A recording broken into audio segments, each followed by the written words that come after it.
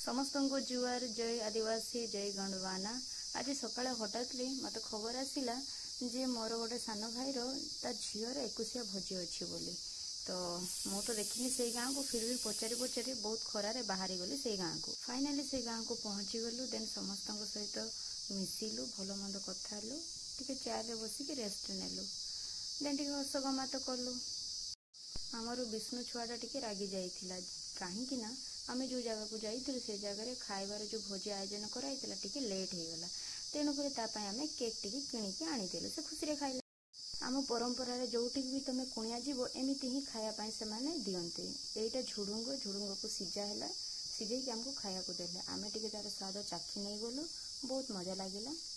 खाइबारे arrange हेइथिला भात, ढाली, खट्टा, माछ, मांस। पेट भरिकी आमे समस्त मन खुशी रे खाइलु।